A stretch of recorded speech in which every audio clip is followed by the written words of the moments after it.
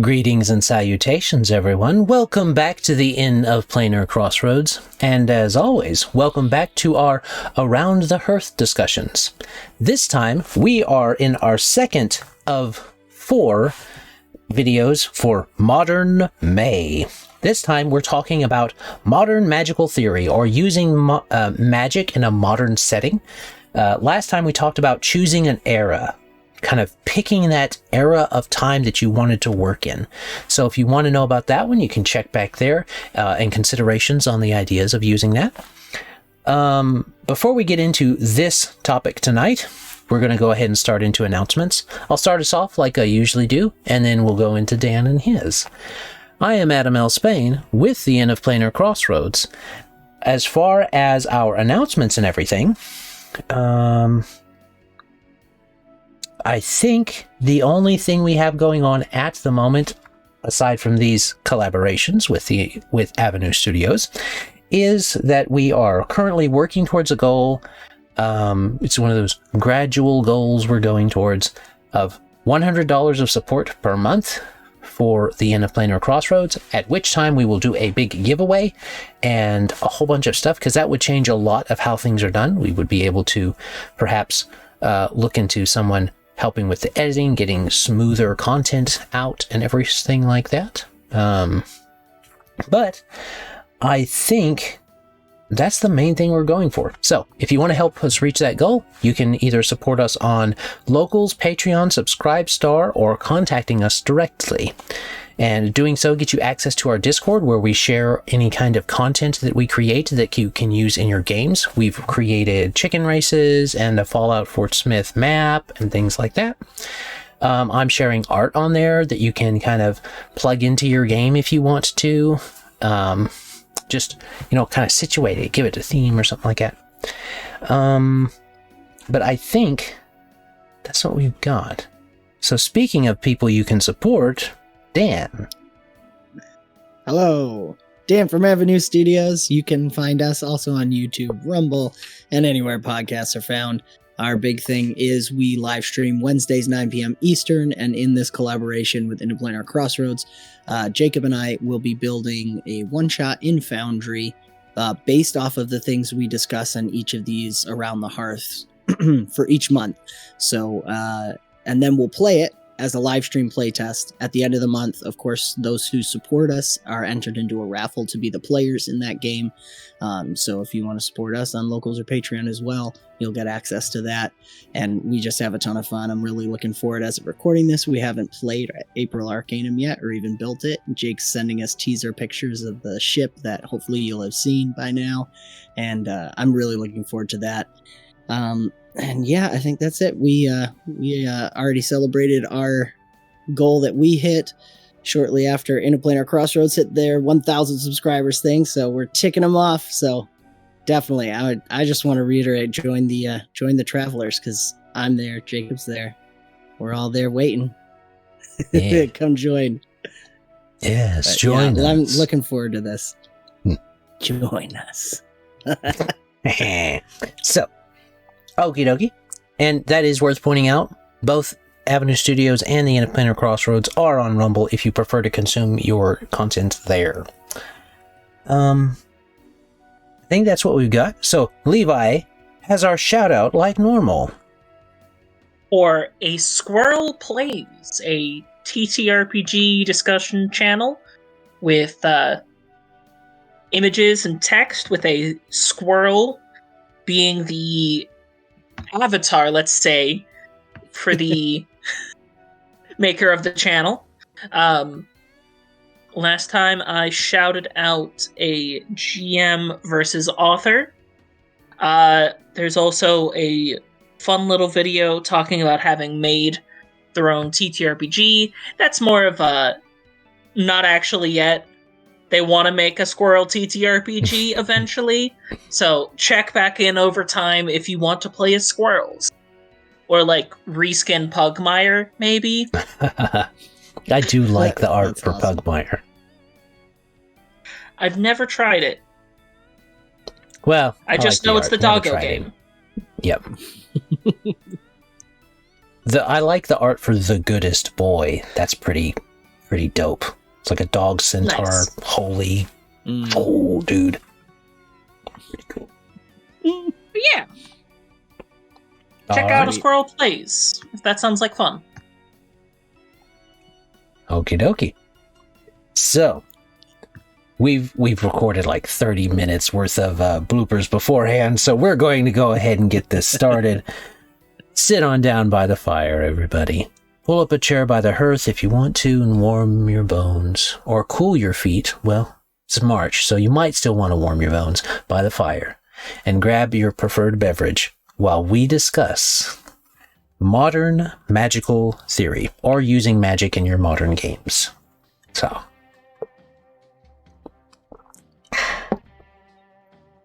all right. So, I guess I'll start us out a little bit, give us something to chew on, and we can go right in. We'll probably let Dan, after I do, we'll probably let Dan do his thing, because he's the one that suggested this one. With modern magical theory, you're kind of altering the you want it to be recognizable still, and this was touched on last time.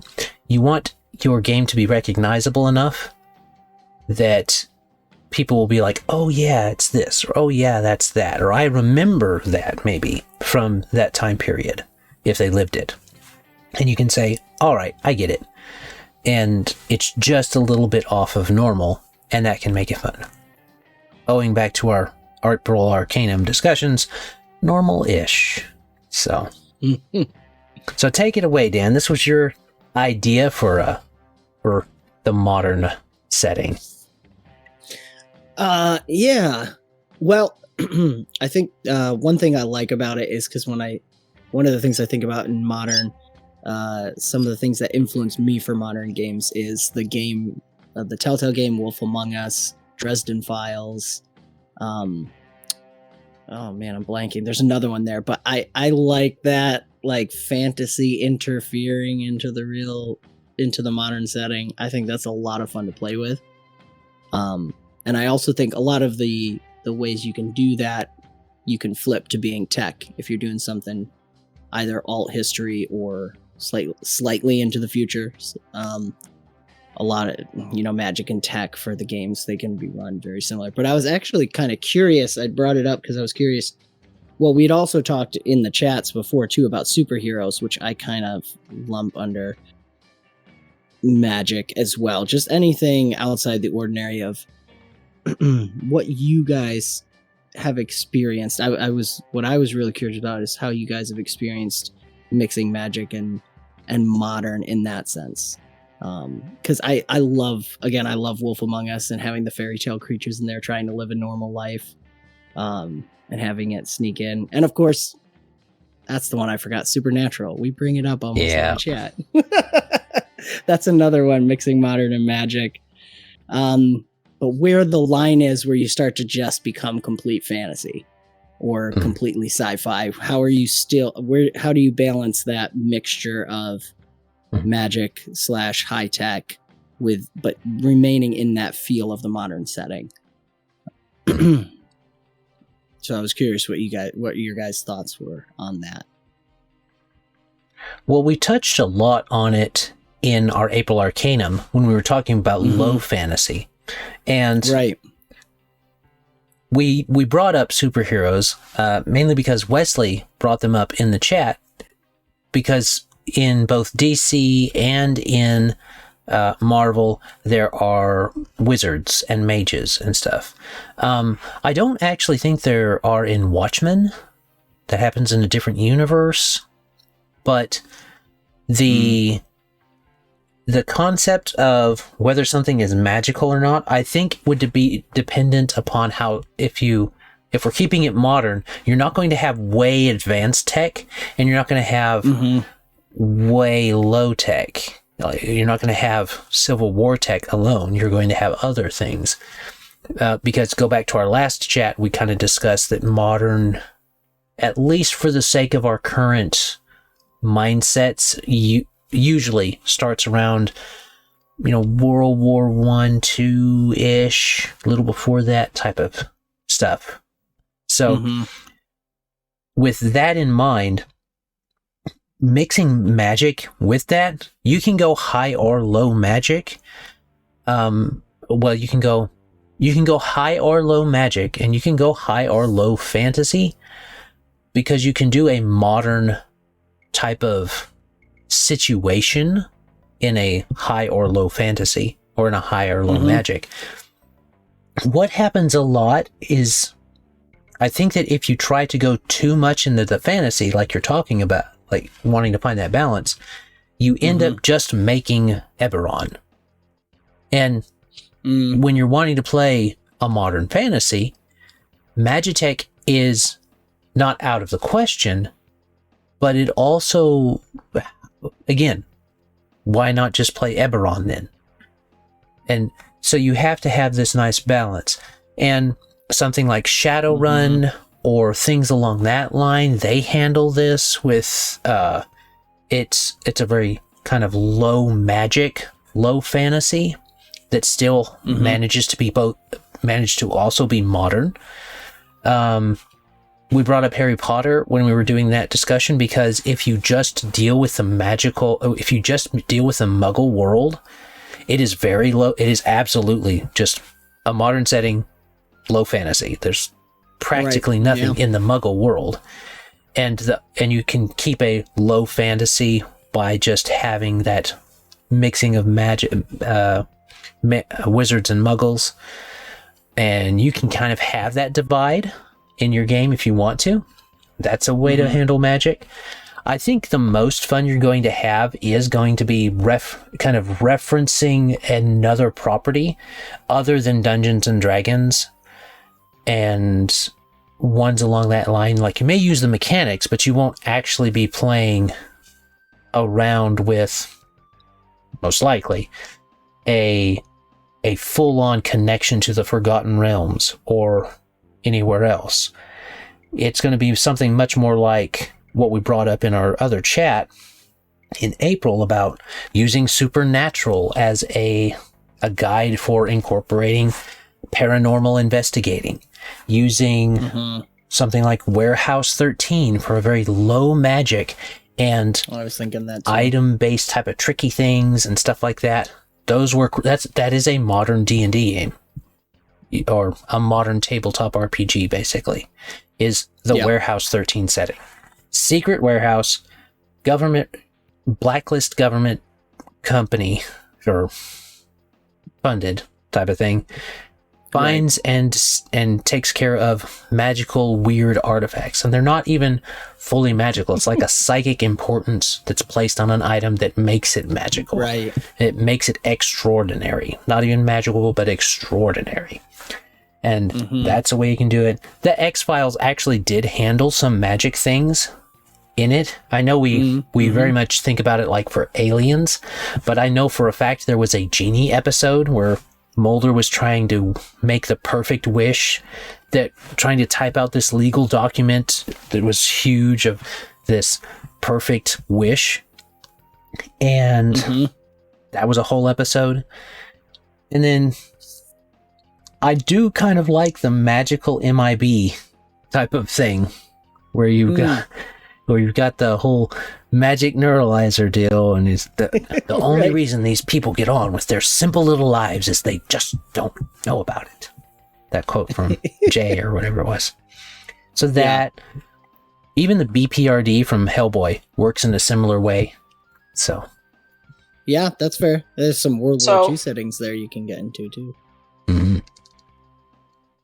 I think a strange but interesting answer to this question is take all of our existing tech and then re-explain all of it as actually secretly magical. Or maybe not even secretly magical. Maybe open face, like, what's electricity? Don't you mean ley lines? And, like, build a set that feels distinctly modern, but in this uncanny sense where, like, the world is replicated in a path where just about all technology is replaced by some otherwise form of magic. Like, like, as opposed to, like, your average miner, you have, like, someone foraging and going around and making people cry to collect their tears, and you're doing all of this to fund the power plant. So That's funny. Or see, like, I guess in that sense, it'd be high fantasy, but it would. But Right. well, my example would be, it would be high fantasy because of all the different creatures. But would that mean Monsters Inc. is a modern magical fantasy game? I would say so, player? yes.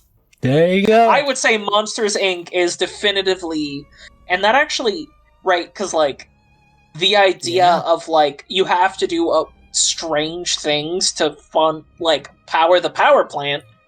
Right. Like, if you want a quote-unquote Monster of the Week game, not an actual monster in this case, but, like, problem. A Kid of the right? Week game. You have... Well, I'm actually going from a little bit of a... So instead of, like, you have to scare a kid each week, it's like, alright, the conducers are off. I don't know. Magic word. So now you need to find, and then you give, like, a little almost poem, and they have to give something that close enough matches the intent and vibe of that to fix it. So there's this idea of, like, really toying with this strange magical system that most people don't know how works, but it's what funds and, like, runs their entire society. Because, like, I couldn't tell you most of what's going on in my phone right now. Like, I have some vague concepts behind certain parts of it, right? Yeah, that's a good point. And, like, you could let the players be the ones who understand the magic well enough and have enough impact over it to be directly toying with it, but then, like, you know, they Google it, and, like, the Google is, like, a repository of 10 million corpses who are still learning or something. I don't know. Well, no, for sure. Yeah, and you could do, like, Google is an imprint of different... Yeah, Witch.com. Yeah. Or Wish. No, you're right. Wish.com. I said Lich. Lich.com.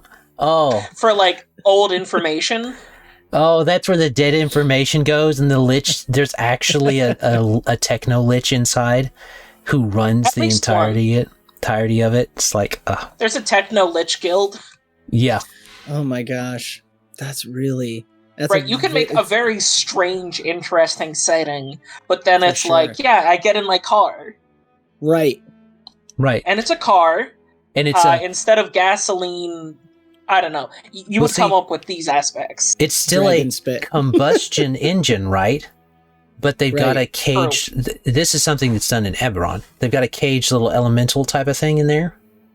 And so it is a combustion engine, but it's because it's got a little elemental in there that you're feeding, and you have to feed it fuel.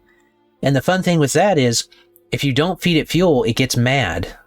You know, maybe they're like animals or pets that they make the combustion, you feed them. It's, you know, kind of like just keeping a horse, but the horse is now an elemental stuck inside of an engine that you've got, like, right here. Right. You have to keep feeding it combustible items, or it gets mad and it melts your car.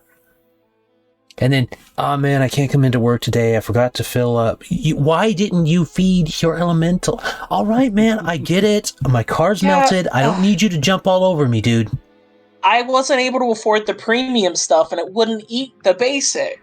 I told you not to spoil your elemental. I told you if you'd started feeding it premium, it wouldn't take anything else.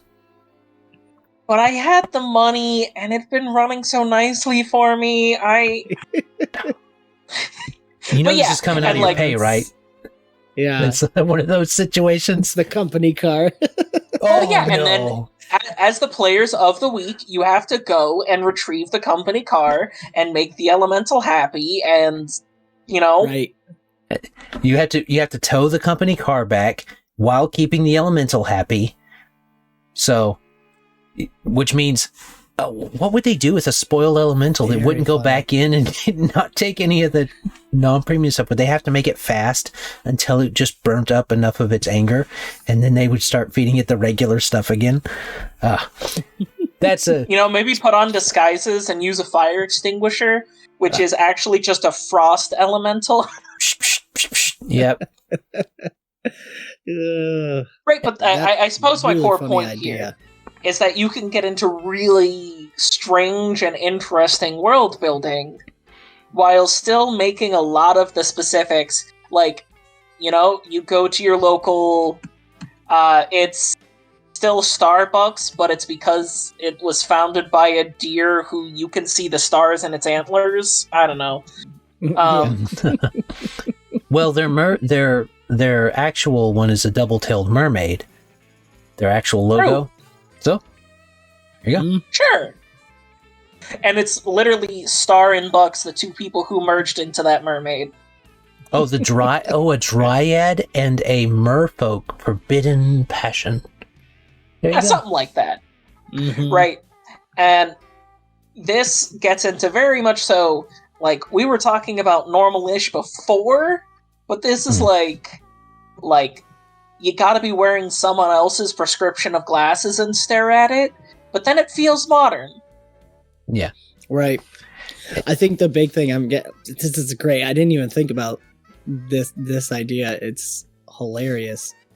I think the one thing to think about is if you're doing something, there's gonna be a lot of jokes and laughing. So not that that's a bad or a good thing. It's just if you want that type of game, right? Because we're coming up with all these great like tweaks, and it's like the whole time there's this meta aspect for the player of like, this is a hilarious way to look at normal life. Right.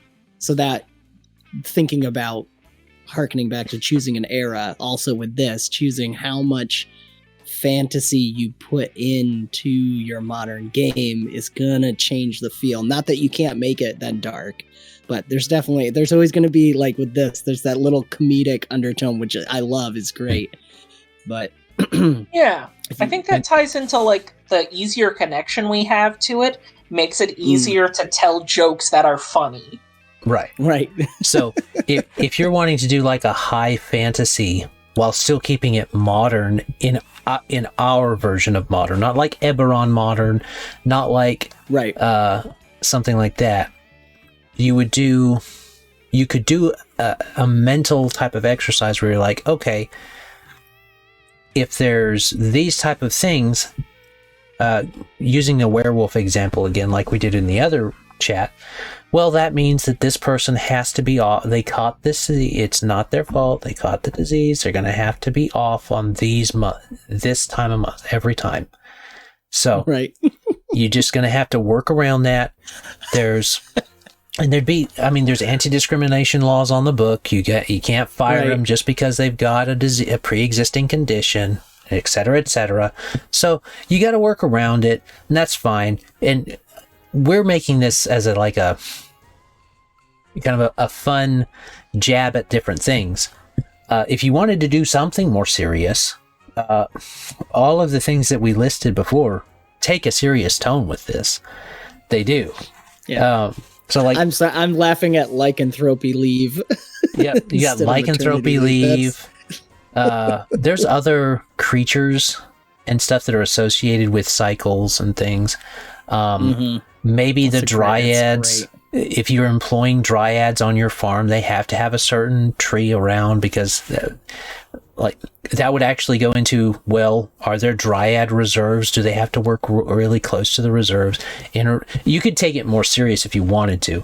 I don't really think that's what you're kind of looking for in your game. I don't think that's what people are looking for in their game. That's probably too close to home. Yeah, that's real close to home when you start looking at the real logistics of it. Don't look too hard at it.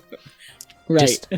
Just the dryads just have to have a certain amount, or they like to have their own tree around. That might be a thing. Or there may be so few of them that it's not really a concern. There's plenty of trees and not that many dryads might be a situation too. You could pass it off that way. But using that, and if you wanted to do something more serious, not getting too real, but more serious, You could do something like the BPRD in the World War I/II type of era. That's really a really solid example of using something like Cthulhu would be okay. But you would probably want to use Pulp Cthulhu for a BPRD type of game, a Hellboy type of game, because it is very pulpy. And it's low fantasy.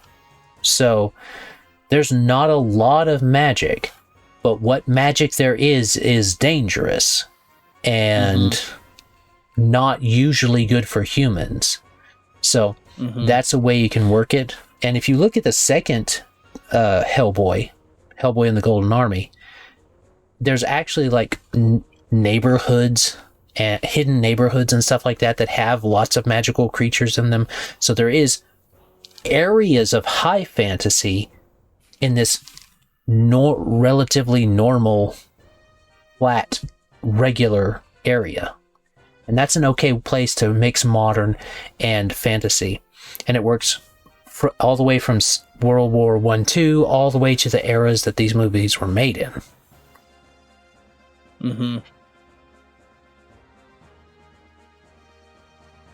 Yeah, it seems like, and I don't think this is a hard and fast rule, but kind of a general concept is once the fantasy elements are not separated by like there's two worlds you're kind of living in, that's when it might take on a lighter tone. Naturally wants to take on a lighter, more comedic tone because you're bringing in those kind of crazier elements. Like you said, don't look at it too closely. Don't think about exactly how it mixes.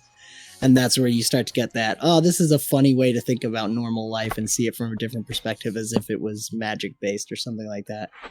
But if you're having those separations of worlds where most people are living not knowing that all this is going on underneath, that can go, I think, either way. But I think it lends itself better to something more gritty and dark because you're usually getting that low fantasy but dangerous magic. Because I was thinking like the early seasons of Supernatural, the Dresden Files stuff, low magic, but the magic's there is dangerous. Or even on a comedic side of this is Ghostbusters, actually, would be really fun. Yeah. I think modern campaign. Yeah, look at the, what is it? The Ghostbusters movies, of course. The first two Ghostbusters movies. But also, there was the cartoon, The Real Ghostbusters, which is kind of funny because they were animated. Yeah. But right. So, The Real Ghostbusters cartoon. They were catching ghosts, paranormal investigators, and they were the only ones doing it. So, right. The conceit it's of kind the game of worked. Perfect, right? The four team of four. That's your classic party build. Yep. Well, it's the Three Musketeers plus one, right? Yeah, plus one. Yes. So I don't know. I'm just noticing that. I think when you have that clear delineation, there's something you can kind of lean into the darker. Again, not a hard and fast rule at all, but just looking at picking, depending on how you want your game to play, what kind of thing your players want to do, that could help you decide which direction you want to take. Yeah. Okay. Also Scooby-Doo. Scooby-Doo. That's right. Well, the non-70s Scooby-Doo. Depending on which. Yeah, I was going to say, depending on which version you're looking at, could be very different. Yeah, it had to be late 70s, early 80s Scooby-Doo. Because that's when they got into the real magic really exists thing. Right. Where Vincent Price and Scrappy Doo and stuff like that. Though you could view the other ones as light sci-fi for the way that tech works. Fair enough. Yeah. Oh, Hammer Space. Well, yeah, Hammer Space. Man, that would revolutionize the shipping industry, right? You wouldn't see big semis rolling down the road. You would see a normal-sized moving van that has a huge warehouse in it, right? Oh, man. Yeah, it'd be nice. So, you have those things. So, final thoughts is what we need to get into now, because we're pretty close. I'm trying to keep it closer to time this time. So, final thoughts. What y'all got? I think a general thing that is that there's a lot more options with mixing Magic and still keeping it having a modern feel than I was originally thinking. But, you say that every time. It's more than I know. It's great. That's why I love talking with you guys too. You get all these minds thinking about it. So we always say it every time, a session zero sort of thing, but talking with your players and figure out, either offer to them the game you want to run and see if they're interested, or find out what they want to run. And that'll help you with choosing an era and with choosing all these different options we've looked at with mixing Magic/tech. And I guess we've talked a lot about Magic, but I'll just throw in that all of this kind of applies to tech too. There's a point where you go so far with the tech, I think you do enter sci-fi, so finding that balance, but the same kind of thing of how much is there a clear delineation between normal world and Magic tech world, or is it something more integrated and you're playing with taking things from a different aspect?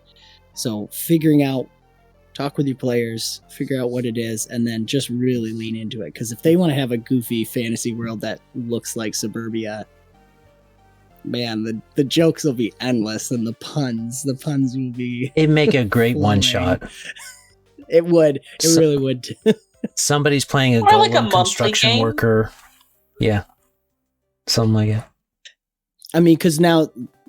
Sorry, I'll go off it, but that idea too, you could have your characters be having mundane, from our perspective, jobs, but because of the magical element of it, it's not as mundane. Like you're saying with a car, like a car mechanic is now their kind boss, of like a Ghostbuster.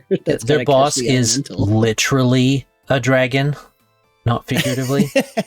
Right. She really wants you to get the job done. There's real consequences. Workplace safety might need to go out the window for such a game type of theme that way. Yeah. Well, a lot of real world places have workplace safety go out the window. That's true. It's fair. Oh my gosh. It could be a good stress relief type game too, if you're just making fun of your actual job. Yeah. You take your actual job and just turn it into something magical. Well, a lot of people rate it. I don't actually work with all the lab animals, but other people do. And if you turn all the variety of lab animals into magical creatures, yep. The list of what you the exact rules you have, there's bats and fish and pigs. Yeah. You turn those magical. Running a pound. Oh, dang, we gave that pig sentience again. Now we gotta give it a... Yeah. All right, who awakened the pig? Who used awakening? I was meaning, as opposed to normal pigs, you would have, bush boars or something that are like a more animalistic dryad. Mm-hmm. There you go. Right, so you have to be careful that all their pens are made of metal and whatnot, because if there's any wood in the room, they'll teleport through it, and... Yep. Oh, so they have woodland step? Yeah. Yeah. Well, I mean, right? Yeah. If you imagine an animal dryad, something like that feels roughly correct. Yeah. No, I love it. Was that your final thought then, Levi? Make your normal job into a fantasy job? The intended final thought was just that I think as TTRPGers, we often really like playing around with fantasy and magic and sci-fi, but I have played non-magical modern games and had a really good time. Mm-hmm. Just because we're talking about all the cool ways to throw in magic doesn't mean you have to. Mm-hmm. Right. I mean, World of Darkness handles this well for those wanting that darker type of game, and if you don't want to do that, you could play a game where this kind of goes into January Jaunt, which is what's going to happen in January, which is like a slice of life game, but modern games can be slice of life games. So. Mm-hmm. Well, or you could be just highly skilled individuals. Alt History, you are a relatively skilled merc group. Mm-hmm. That's modern game. There's lots of tension. Yeah. Oh yeah, for sure. Doesn't have to be slice. Now, Slice of Life, also fun. You could play like a modern romance game.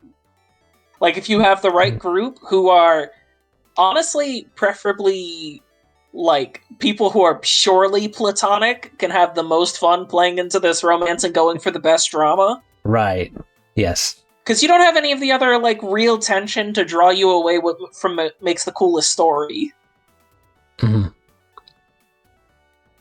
Or you get a bunch of old married couples. That's always fun, too. Yeah, but you are... And in that case, right, you can, as, like, you're maybe play out the romance as couples, but, like, going with other stuff. They're people that you've known for a while, you're highly platonic, there's nothing else going on. You can make some dramatic romance, and if you're comfortable enough, not feel weird and just pick whatever's the coolest. or the most dramatic. There it is. So there you go. Yeah, in this case, like, makes the best story, right? Yes. Like, Fair. you definitely, like, you make it dramatic, people are cheating, like, Yeah. someone's Soap house is opera getting level. burned down. And we Yes. don't just mean the dice. But yeah. Just like, that's great. I think a lot of groups would find difficulty in doing that well and enjoyably without any accidental other weird feelings.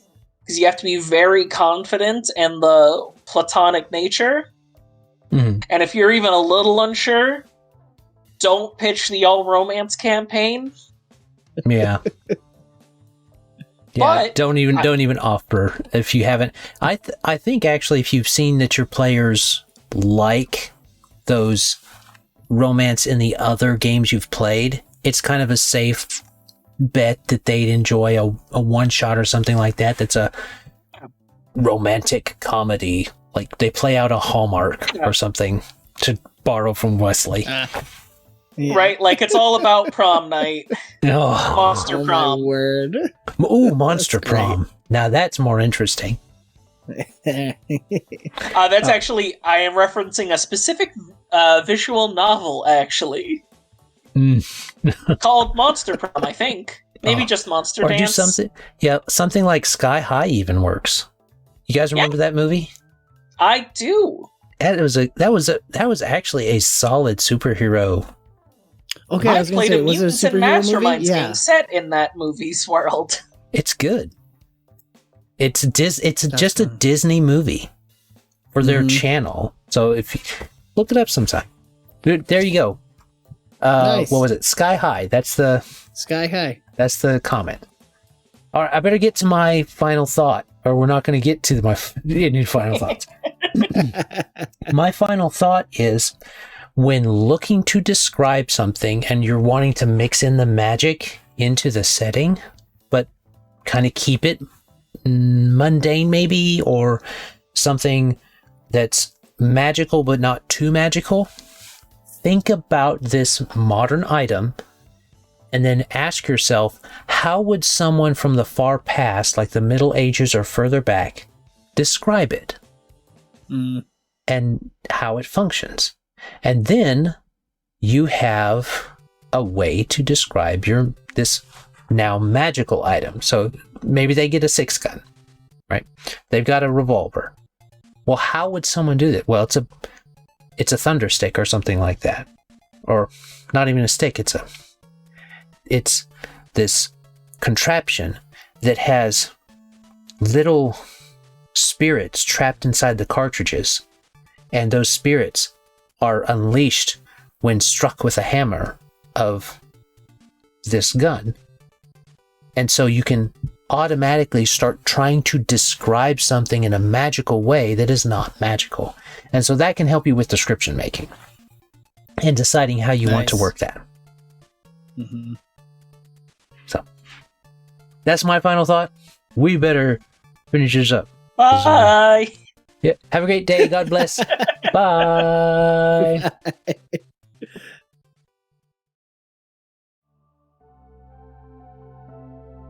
This content was made possible by travelers and viewers like you. Thank you.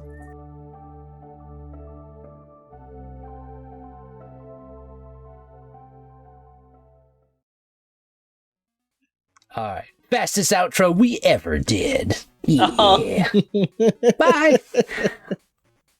Okie dokie. Okay, bye. Goodbye. It was like that. What's that? There's a little character on Animaniacs / well, it's just Animaniacs. It's like, okay, I love you. Bye bye. It's I don't remember his one name. of oh man, it's been a long time since I've seen those. Yeah, Is it one of the siblings?